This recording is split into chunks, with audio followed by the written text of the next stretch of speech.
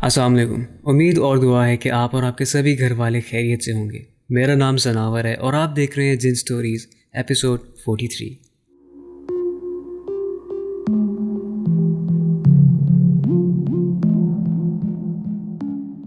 ہمارے آج کے ایپیسوڈ میں ہے ناردرن جن سٹوری، یعنی کہ وہ سٹوریز جو ناردرن ایریا سے منسلک ہیں. مگر سٹوریز پہ بڑھنے سے پہلے ایک افسوس کا اظہار میں کرنا چاہوں گا، اور وہ افسوس یہ ہے کہ ہماری یہ ٹوپی شریف اپنے پیا کو واپس جا رہی ہے. پیا جو کہ میرا دوست ہے، اس کا نام پیا نہیں، محاورتاً میں اسے پیا کہہ رہا ہوں، کہ جو کہا کرتے ہیں پیا کو گھر واپس چلی، انجلی، سمرن، واٹ ایور.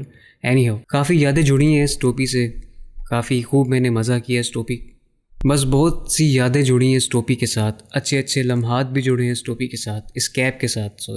شرم آنی چاہیے مانگنے والے کو واپس، مگر خیر جس کی امانت ہے اسے آخرکار واپس تو دینی ہی ہے. تو انشاءاللہ اگلی بار ہم آپ کو دوسری کیپ کے ساتھ ملیں گے اور یہ ہم اس کو واپس دے دیں گے. Moving back to the topic, جو کہ ہے ہمارے آج کے ناردرن جن سٹوریز کے حوالے سے. جب ہم جنات کی بات کرتے ہیں تو صرف جنات جو ہیں وہ لازمی نہیں کہ گاؤں دیہات جو کہ شہروں سے تھوڑا دور فاصلے پر ہوں وہیں پر ہوں، یا پھر بہت ہی ویران علاقے میں ہوں. لازمی نہیں ہے کہ ایسا ہو، اکثر ایسا بھی ہوتا ہے کہ جو جنات ہیں وہ پہاڑی علاقوں میں بھی رہائش پذیر ہوتے ہیں، کیونکہ پہاڑی علاقے بھی بیسیکلی اٹ سیلف کافی ویران اور سنسان ہوتے ہیں. اور خاص طور پر جب رات وہاں پر آن پڑتی ہے تو رات کی تاریکی وہاں پر بہت گہری ہوتی ہے. پھر چاہے وقت جو ہے وہ مغرب کے بعد کا ہو، عشاء کے بعد کا ہو، یا پھر اس سے بھی دیر کا ہو، ایک جیسا ہی معلوم ہوتا ہے، یعنی کہ ایسا لگتا ہے کہ آدھی رات کا سماں پیش ہو رہا ہے. آج کی جو ہماری پہلی کہانی ہے وہ ہے ایک گھر کے متعلق، ایک گھر جو کہ گاؤں میں وابستہ ہے، اور وہ جو گاؤں ہے وہ پہاڑی علاقے میں واقع ہے. اس گھر میں کچھ کرایہ دار رہتے تھے، کافی عرصہ وہ وہاں پر رہے، پھر انہوں نے موو آؤٹ کر لیا. تو جو مالک مکان تھا اسے اس گھر کا جائزہ لینے کے لیے واپس جانا تھا. جب وہ واپس گیا اس گھر کا جائزہ لینے کے لیے تو اس نے صورتحال کو دیکھتے ہوئے ایک دن یعنی کہ ایک رات رکنے کا فیصلہ کیا. اب اس رات میں جو وہ وہاں پر رکا تھا اس کے ساتھ کچھ اس طرح کے انہونے واقعات پیش آئے، کچھ اس طرح کے سلسلے اس کے ساتھ پیش آئے جو کافی ناقابل فراموش ہیں. اب اس گھر میں اس کے ساتھ رات کے پہر کیا کچھ ہوا، کیا کچھ نہیں ہوا، آئیے جانتے ہیں.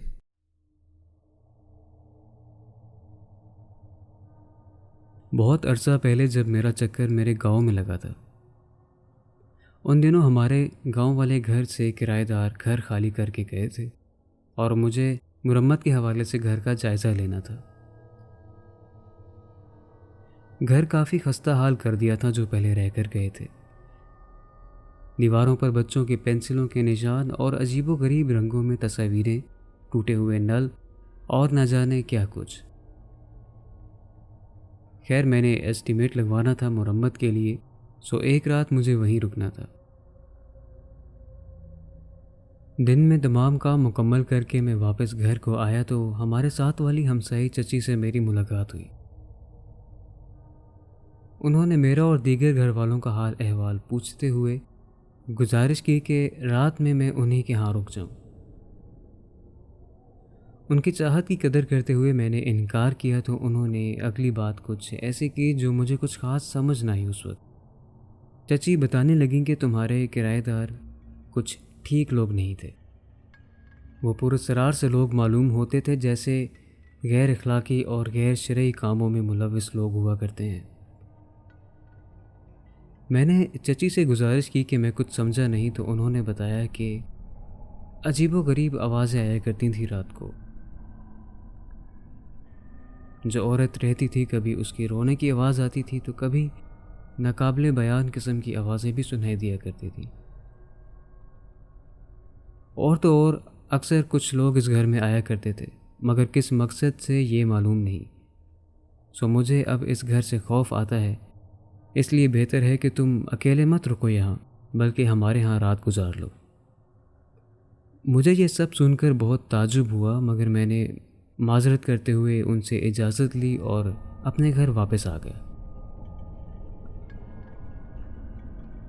اندر آ کر میں نے چارپائی سیدھی کی، اوپر چادر بچھا کر میں کمبل اوڑھ کر سونے کے لیے لیٹ گیا.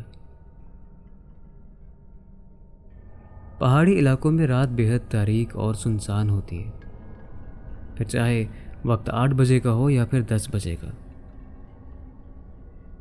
میں لیٹا ہوا تھا مگر مجھے کچھ خاص نیند نہیں آ رہی تھی، سو میں نے موبائل پر گیم لگا لی اور کھیلنے لگا۔ میری چارپائی صحن کے قریب تھی۔ میں اپنی چارپائی پر لیٹا ہوا تھا کہ گیم کے دوران مجھے گھر کے اندر سے کچھ آوازیں آئیں، جیسے کوئی اندر ہلچل کر رہا ہو۔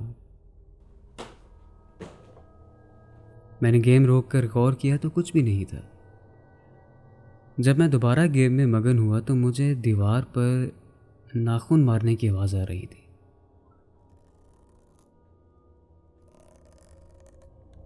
میں غور سے سن رہا تھا اس آواز کو، اور وہ آواز باقاعدہ واضح سنائی دے رہی تھی مجھے۔ میں نے ہمت کر کے اندر جا کر دیکھا تو کچھ بھی نہیں تھا، سب کچھ خالی اور خاموش تھا۔ مگر میرے لیٹنے کے بعد دوبارہ مجھے وہ آواز سنائی دے رہی تھی، جیسے دیوار پر کوئی ناخن سے کھرید رہا ہو۔ پر اندر جا کے دیکھو تو کچھ بھی دکھائی نہیں دیتا تھا۔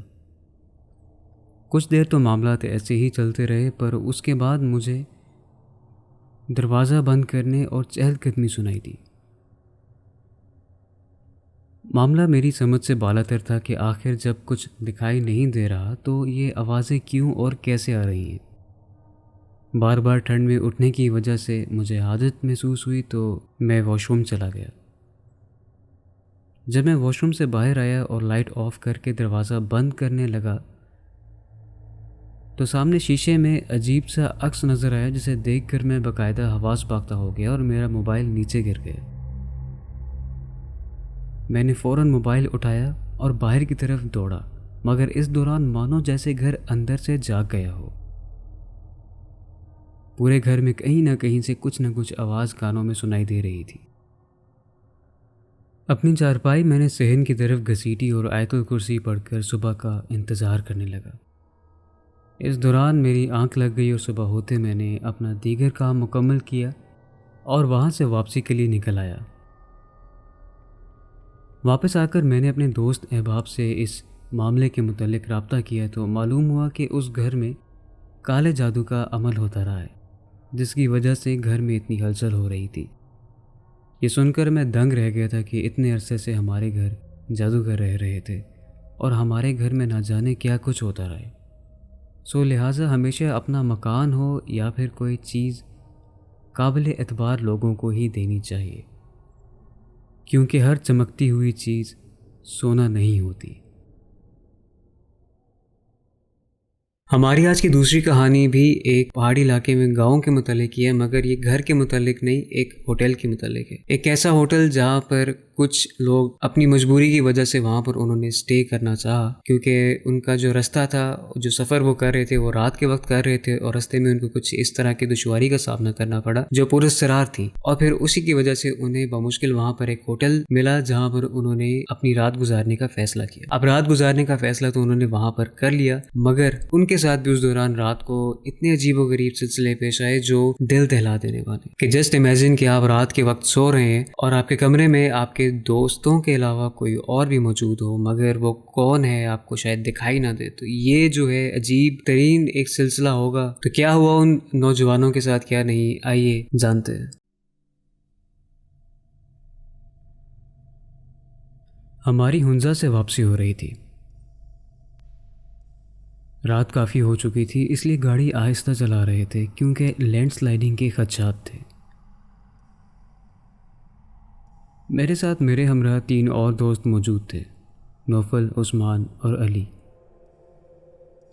عثمان اور علی مزاحیہ طبیعت کے مالک ہیں، مگر اس رات انہوں نے بھی نوفل کی بات سے متفق ہوتے ہوئے فیصلہ کیا کہ لینڈ سلائیڈنگ کے ذرا بھی آثار نظر آئے تو قریب ہی کسی ہوٹل میں رات سٹے کر لیں گے اور پھر دن کی روشنی میں دوبارہ سفر شروع کر لیں گے۔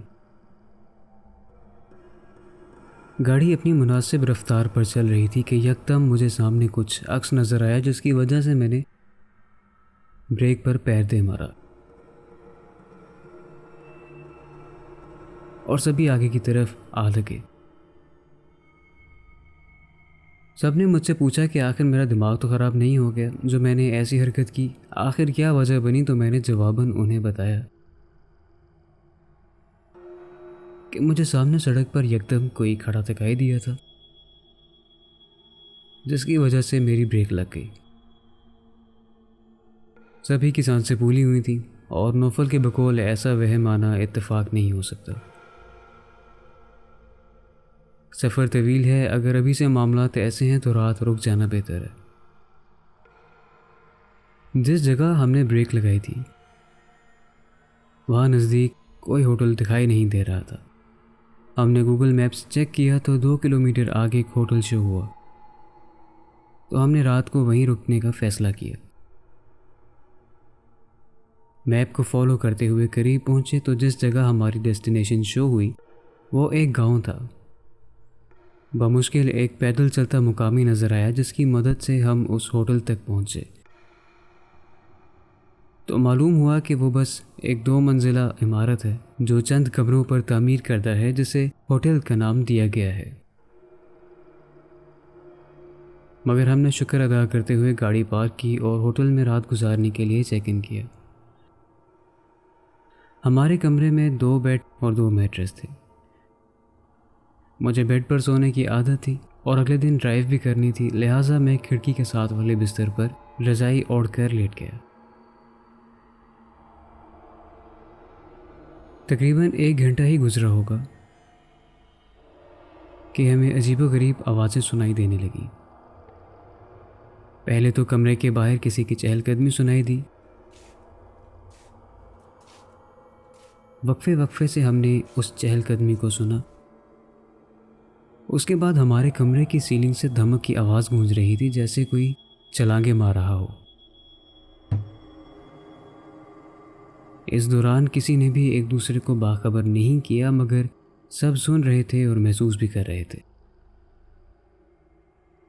خیر، ابھی اس سب کو نظر انداز کیا تھا کہ کمرے کے باہر سے 2 عورتوں کی آپس میں گفتگو کرنے کی ہلکی ہلکی آوازیں آ رہی تھیں۔ نوفل نے میری طرف دیکھا اور میں نے موبائل پر ٹائم کی طرف دیکھا تو 2:30 بج رہے تھے رات کے۔ اس بات سے خود کو تسلی دیتے ہوئے آنکھیں بند کی کہ ہو سکتا ہے کوئی فیملی ہو جو ہم سے پہلے یہاں موجود ہو۔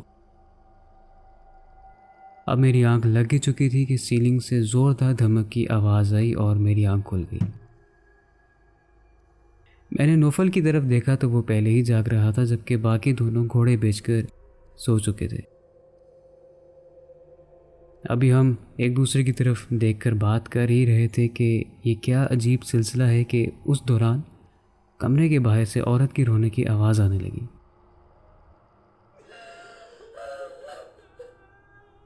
اور ساتھ ہی ایک اور عورت کی رونے کی آواز بھی اس کی آواز کے ساتھ شامل ہو کر گونجنے لگی۔ وہ آوازیں اس قدر خوفناک تھیں کہ کبھی لگتا تھا بلیوں کی آواز ہے تو کبھی لگتا تھا عورتوں کی۔ دعائیں پڑھنے کے بعد جب معاملات تھمنے لگے تو دروازے پر دستک کی آواز آئی۔ نوفل نے اشارتاً خاموش رہنے کو کہا اور یہ بھی کہ دروازہ کسی صورت کھولنے کی ضرورت نہیں۔ دستک بھی خوفناک انداز میں ہو رہی تھی، کبھی 2 دفعہ، کبھی 3 دفعہ، تو کبھی 1 دفعہ۔ ہم دونوں نے کلام پڑھنا شروع کیا تو اس کے بعد معاملات رک سے گئے اور ایک عجیب سی خاموشی چھا گئی جو پہلے نہیں تھی۔ اس کے بعد نہ جانے میری آنکھ کب لگی اور صبح کب کھلی۔ جب صبح اٹھ کر اس معاملے کے متعلق گفتگو کی تو بقول عثمان اور علی کے، جو سو رہے تھے، لہٰذا انہیں شروعات میں دھمک کی اور چہل قدمی کے علاوہ اور کوئی آواز یا معاملات محسوس نہیں ہوئے، مگر نوفل اور مجھے اس کے بعد کے معاملات بھی یاد تھے۔ جب نیچے چیک آؤٹ کے لیے گئے تو نوفل نے باتوں باتوں میں خان صاحب سے پوچھا کہ کیا اس ہوٹل میں صرف ہم ہی تھے یا کوئی اور بھی رکا ہوا تھا۔ خان صاحب کا انداز بیان صاف بتا رہا تھا کہ کچھ تھا جو وہ بتانے میں ہچکچا رہے تھے۔ کہنے کو تو انہوں نے کہہ دیا تھا کہ آپ کے علاوہ بھی ہیں، مگر ان کے چہرے کے تاثرات بتا رہے تھے کہ ہمارے علاوہ اور کوئی رات کو موجود نہیں تھا۔ بس یہی سوال واپسی پر اپنے ساتھ لیتے آئے کہ آخر یہ سب ماجرا کیا تھا اگر ہوٹل میں ہمارے علاوہ کوئی اور نہیں تھا۔ جناتی اقسام میں سے ایک قسم کا ذکر کیا جاتا ہے جسے چھلاوا کہتے ہیں۔ چھلاوے کے متعلق کہا جاتا ہے کہ یہ اپنے شکار کو ڈرا ڈرا کر اس کو مسئلے مسائل میں گھیرتا ہے، کیونکہ چھلاوے کا کام ہوتا ہے شیپ شفٹنگ کرنا، کہ وہ اپنے آپ کو کسی جانور کی شیپ میں بھی تبدیل کر لیتے ہیں۔ عموماً جانوروں کی شیپ میں تبدیل کیا جاتا ہے۔ چھلاوے سے ریلیٹڈ میں نے بھی کئی قصے اور واقعات اپنے گاؤں والوں سے سنے۔ کہا جائے کہ اس کی حقیقت کیا ہے کیا نہیں، تو حقیقت تو خدا بہتر جانتے ہیں، ہم انسان نہیں جانتے، مگر کیونکہ صرف ایک کہانی ہے تو آئیے اس کہانی کے سنتے ہیں۔ یہ کہانی ایک شخص کے متعلق ہے کہ جو ٹور کے لیے گیا تھا ناردرن ایریاز میں۔ وہاں پر رات کے پہر وہ اپنے ہوٹل کے باہر چائے پی رہے تھے بیٹھ کر، اور باہر کے نظارے کر رہے تھے، کیونکہ جو ہوٹلز ہوتے ہیں وہ زیادہ تر ڈیپ ویلیز میں ہوتے ہیں، یعنی کہ ڈھلان کے اوپر بنے ہوتے ہیں، پلین گراؤنڈز کے اوپر، تو جو پہاڑ ہوتے ہیں ان کے آس پاس ہوتے ہیں۔ تو اب وہیں پر ایک ہوٹل میں بیٹھ کر وہ چائے پی رہے تھے اور سامنے کے نظارے کر رہے تھے کہ واہ کیا پہاڑ ہے یہ، مگر وہ یہ بھی سوچ رہے تھے کہ کیا ان پہاڑوں میں جانوروں اور انسانوں کے علاوہ کچھ اور بھی رہتا ہوگا۔ اب ان کی سوچ کی وجہ سے کہا جائے یا پھر ایک اتفاق کہا جائے یا پھر حقیقت کہا جائے کہ ان کو کچھ ایسا دیکھنے کو ملا کہ جو ان کے لیے کافی ناقابل فراموش بھی تھا اور بے حد پر اثرار تھا، اور سننے میں بھی کافی دل دہلا دینے والی کہانی ہے۔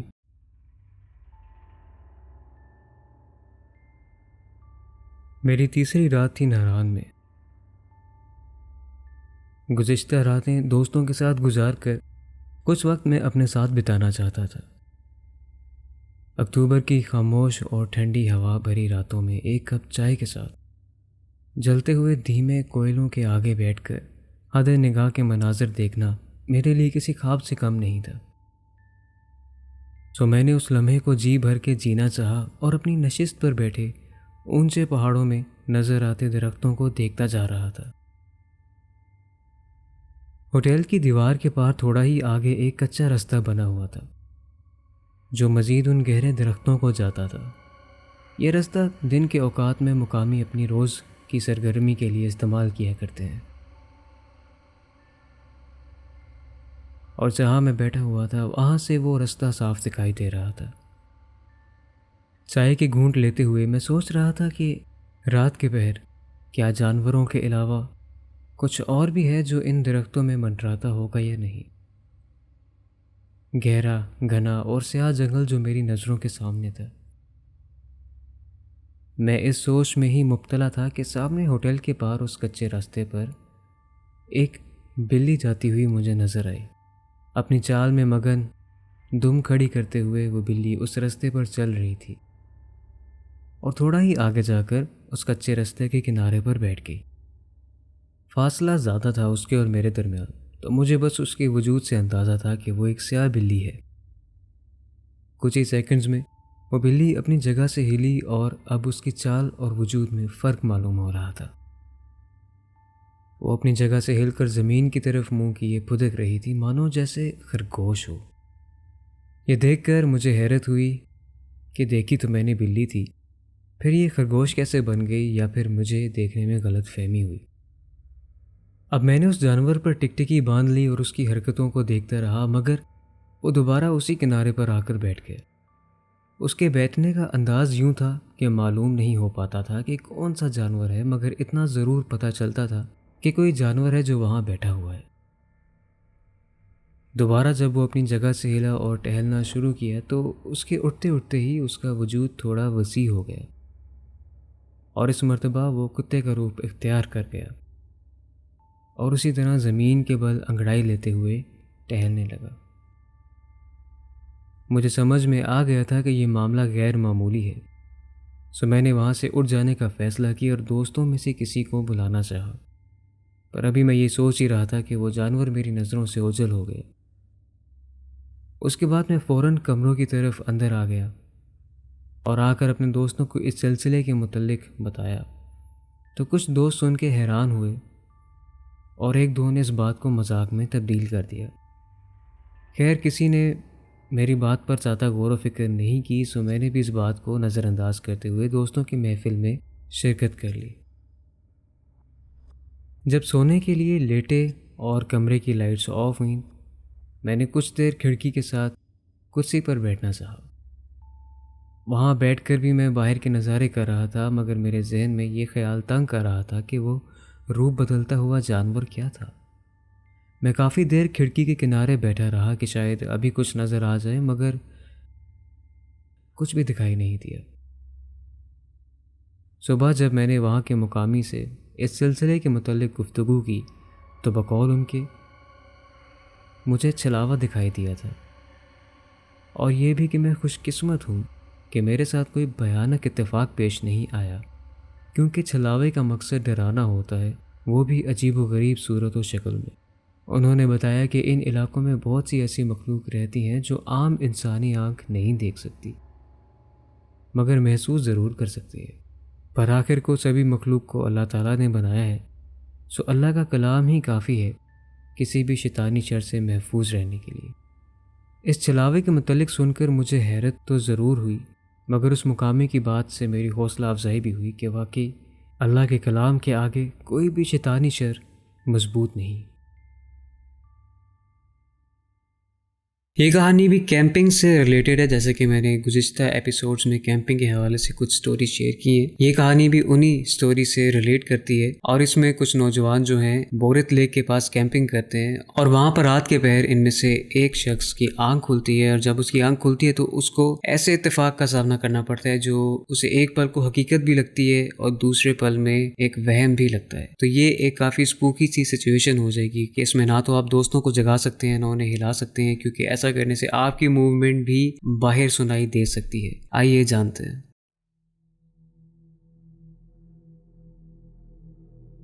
ندی کے کنارے ہمارا کیمپ لگا ہوا تھا۔ رات سروں پر آن پڑی تھی اور مصطفیٰ کھانا بنانے کے لیے پیاز وغیرہ کاٹ رہا تھا۔ کھانے کے ساتھ ٹھنڈ میں سوپ کا بھی ایک الگ ہی مزہ ہے، تو میں نے مشروم سوپ کی طلب کرتے ہوئے مصطفیٰ کو مشرومز پکڑائے تو کہنے لگا کہ یا تو کھانا بنوا لو تو یا پھر سوپ۔ تھوڑے سے شغل کے بعد آخرکار مصطفیٰ کھانے کے ساتھ سوپ بنانے پر بھی مان گیا۔ ہم لوگ بورت لیک کے بیس کیمپ میں کیمپ کر رہے تھے، اور اس رات صرف ہم ہی تھے جو وہاں کیمپنگ کرنے آئے تھے۔ تمام دن کے چلنے پھرنے اور ٹوٹے ہارے بدن کے ساتھ آخرکار ہمیں کھانا نصیب ہوا۔ اس کا ایک ایک نوالہ اس قدر ذائقہ دار تھا کہ بس کیا بتاؤں۔ اور کھانے کے بعد مشروم سوپ کی فرمائش تھی تو مصطفیٰ نے کھانے کے بعد مشروم سوپ تیار کیا، اور ہم سب کے جسم میں جان آئی، اور اسی کے ساتھ گہری نیند کے بھپکے بھی آنے لگے۔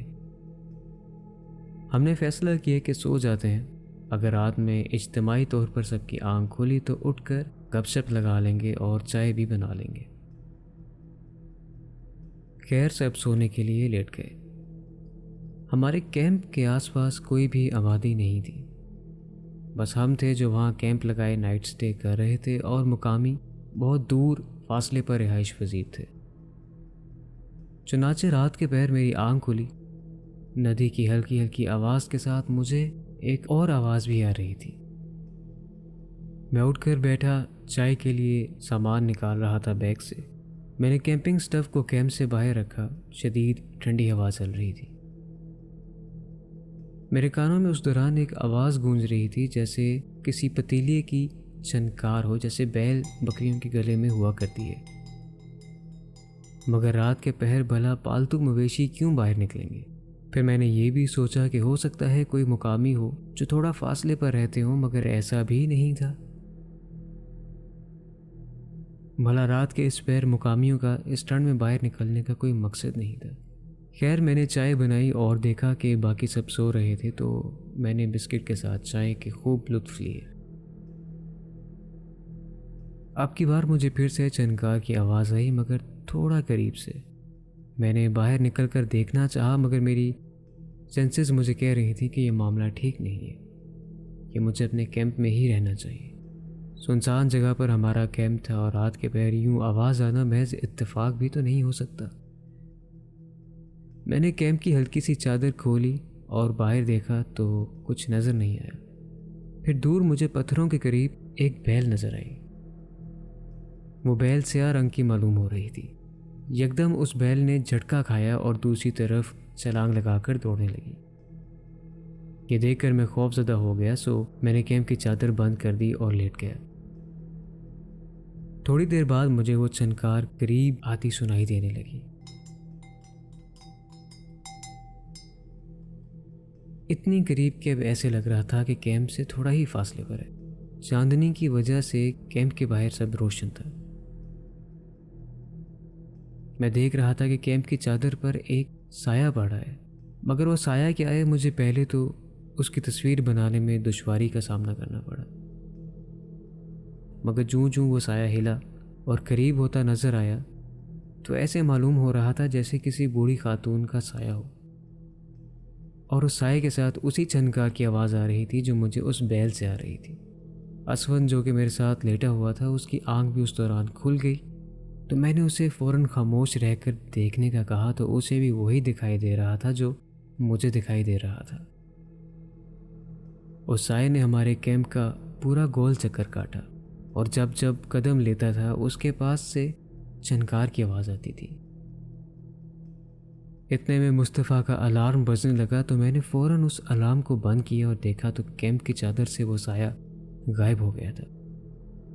میں اور اسفند ایک دوسرے کو دیکھ رہے تھے کہ آخر یہ کیا ماجرا تھا اور یہ کون تھا، مگر جو بھی تھا اللہ کا شکر ہے کہ ہمارے سروں سے ٹل گیا۔ صبح جب قریبی مقامی رہائشیوں کا جائزہ لیا تو نزدیک کوئی بھی آبادی دکھائی نہیں دے رہی تھی، سو ہم سمجھ گئے تھے کہ یہ معاملہ غیر معمولی تھا، اور ہمارے کیمپ کے پاس کوئی انسان نہیں تھا، نہ ہی کوئی جانور۔ امید اور دعا ہے کہ آپ کو آج کا یہ ایپیسوڈ پسند آیا ہوگا، اور اگر آپ کو پسند آیا ہے تو don't forget to like, subscribe and tap the bell notification because you never know what's coming.